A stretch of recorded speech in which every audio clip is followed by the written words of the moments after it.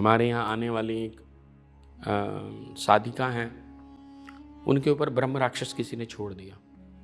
ब्रह्म राक्षस बहुत खतरनाक चीज होती है। तो वो माँ की साधना करती थी,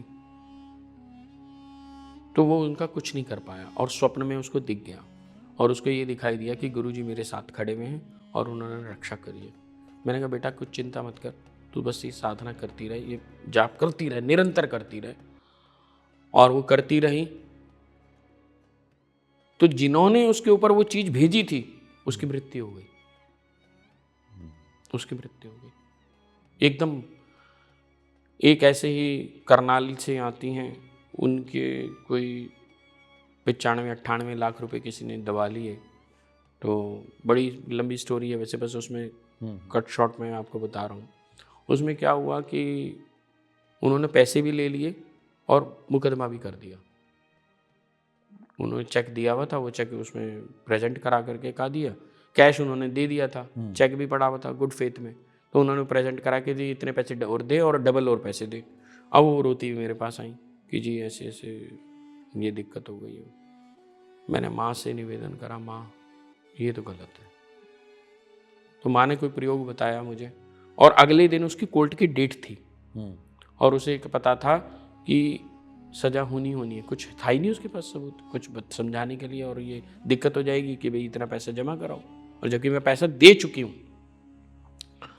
अब मैंने कोई प्रयोग कराया, तो आप बिलीव करना, रात्रि में वो व्यक्ति उठा और चलने लगा तो वो गिर गया, उसका घुटना टूट गया। और घुटना टूट गया तो अगले दिन वो कोर्ट जा नहीं पाया। अब उसको लगा कि अब मैंने गलत करा। पता नहीं कैसे उसकी चेतना में ये माँ ने भी डाल दिया कि बेटा तूने गलत करा इसलिए ऐसा हुआ। उसके बिल्कुल ये ऐसे चूरा हो गया, बिल्कुल ऑपरेशन हुआ सब कुछ, और उसने माफ़ी मांगी। उसने बोला मैंने गलत किया है और मुझे कोई पैसा नहीं चाहिए। उसने आकर के एकदम से बताया। और माँ और माई महाराज तो रोज ही कृपा करते हैं। अभी कुछ दिन पूर्व में ही एक अद्भुत घटना मेरे साथ घटी मंदिर के अंदर, मंदिर प्रांगण में ही, कि मैं जाप कर रहा था, ललिता सहस्त्रनाम का ही पाठ कर रहा था इनफैक्ट, और मुझे ऐसा लगा कि कोई है सामने। तो जैसे ही मैंने महसूस करा कि भी कोई सामने है, तो मैंने ऐसे उठाया तो मैंने देखा कि एक लगभग 16 वर्ष की कन्या, जिन्होंने लाल साड़ी डाली हुई थी, वो ट्रांसपेरेंट साड़ी थी, बहुत सुंदर, इतनी दिव्य। एक तो गौर वर्ण होता है, एक होता है उनमें से जैसे प्रकाश अंदर से बाहर आ रहा है। और जैसे ही वह वहां प्रकट हुई तो पूरा मंदिर प्रांगण एक अलग प्रकार की खुशबू से चारों तरफ फैल गया। गुलाब की खुशबू तो थी ही थी, एक और खुशबू, मैं उसका नाम भी नहीं जानता।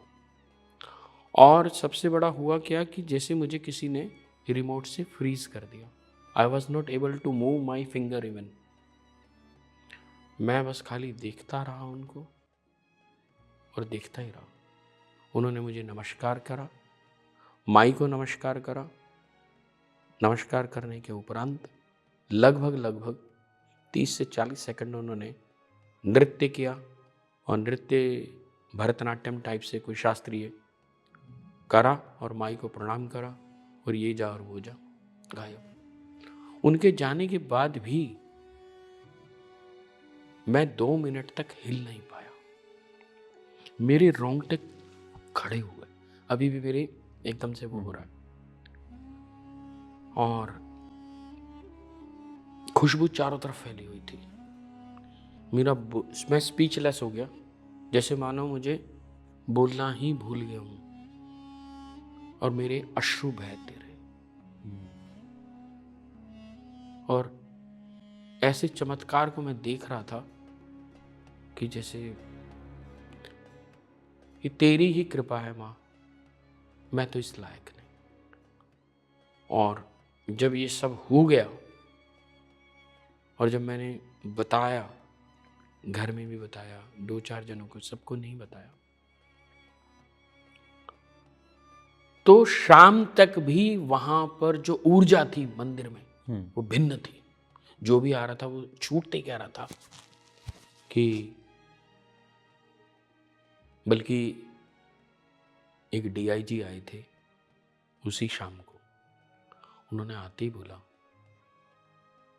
कि यहाँ की ऊर्जा बिल्कुल अलग है, आपके मंदिर में ऊर्जा बहुत अच्छी है। मैंने कहा ये सब माँ का चमत्कार है, मैं तो किसी लायक नहीं हूँ, मैं तो कुछ जानता नहीं हूँ।